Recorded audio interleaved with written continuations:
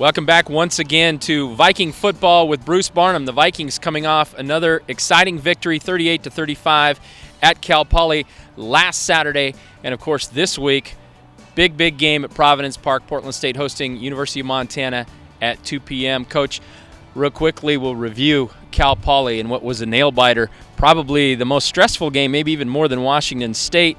Got a field goal at the end to win it, and really it was, as you put it, after the game, a little more of a survival contest than anything. It was. Cal Poly did a nice job, great job.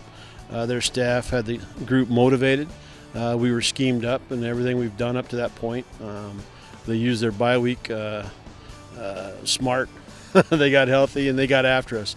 They took away what we do best. So it was one of those, okay, we need to find a way to win this football game. And we were able to add about 25 in that second half, but when you look back on it, though, it was the turnovers really that made the difference in that game. So defense and special teams popping a few balls loose and getting on them. The effort to recover them gave us a chance to win that football game. And really not a perfect game for the Vikings by any stretch. Made some mistakes, had to make some adjustments at halftime.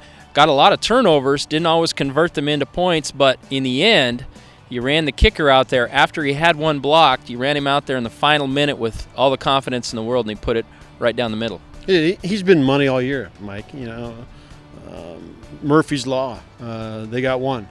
He missed one or he got blocked, so I did have total confidence. Maybe I'm not too bright as far as thinking in the heat of a battle, but it was a no-brainer. I sent Jonathan out there, and I was 100% he was going to make that kick. I watched him all year. I watched him last year, and it was fun.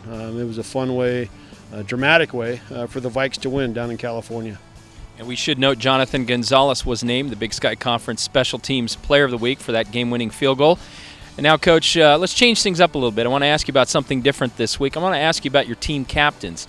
Tell us a little bit about how you come about getting your team captains and what each of these guys means to you. We're talking about Daniel Fusi, Aaron Sibley, Jeremy Lutali, Alex Caressa, and Mike Davis. Those are your 5 captains. What does each one of those guys mean in that leadership role? Chosen by the players. I tallied them up, Mike, after the vote.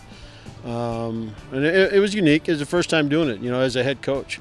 But I went after it and was going to see where the numbers were. But those 5 were well ahead of the rest of the team. So Mike Davis, offense. Mike Davis kind of runs the unknown, unseen squad. Effort guy, one of the toughest guys on the team. And that showed up in respect through votes. Alex Caressa, another one on offense. His leadership, he hasn't been here that long, but his leadership has shown from spring on.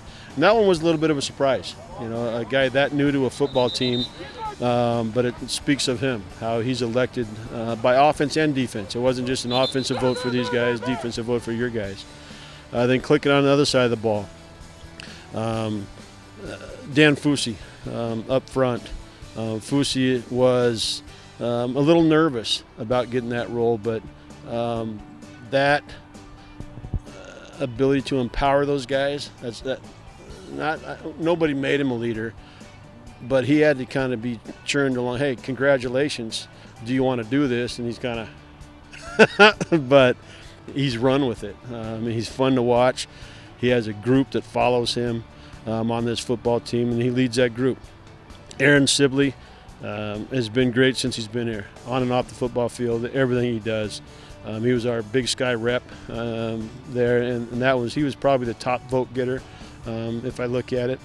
Then Jeremy Lutali being the 5th. Jeremy's is probably by play, why the respect was gained from his team. Just what he's done, how electric and the tenacity he plays with at middle linebacker for us on defense. But that's the 5 that represent us. Only snafu and I didn't know this, Mike, is another thing they threw at me once I got this job. Only 4 can go out for the coin toss. Did you know that? How about that? I didn't know that. So they play Beauchambeau, each week to see who has to sit on the sideline. But a great group, a mature group, and they're leading the group you see on the field right now.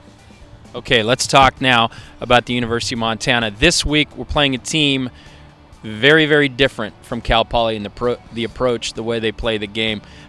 Pretty strong defensively, pretty strong against the run, but the thing you really notice is the passing attack. A lot of great receivers out there, and Cal Poly, totally different offensive approach. Or pardon me, Montana, totally different offensive approach. Different approach than Cal Poly, yes. Cal Poly is kind of an anomaly. We filed that film away till next year or the next time we play them.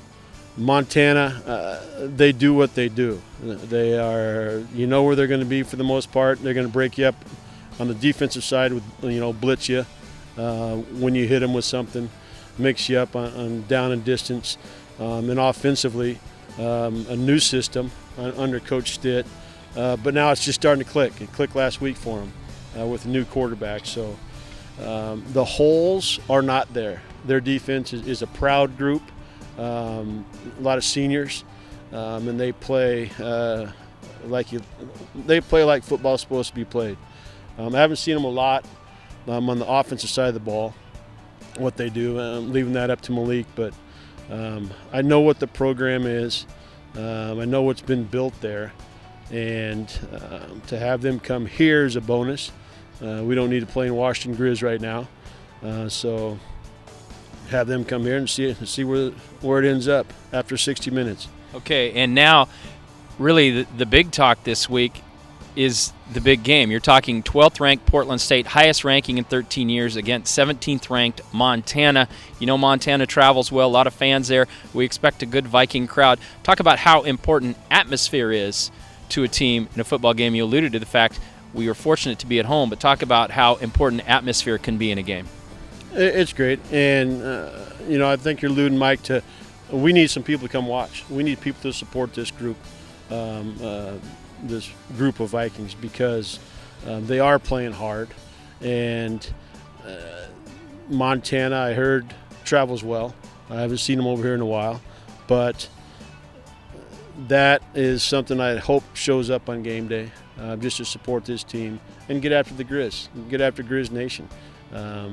It would be too bad if they're louder on third down than we are. How's that? All right, that's a good one. Well, we'll try to make a lot of noise this Saturday. Portland State hosting the University of Montana, 2 p.m. kickoff. Get all the information at govikes.com, and we'll see you there.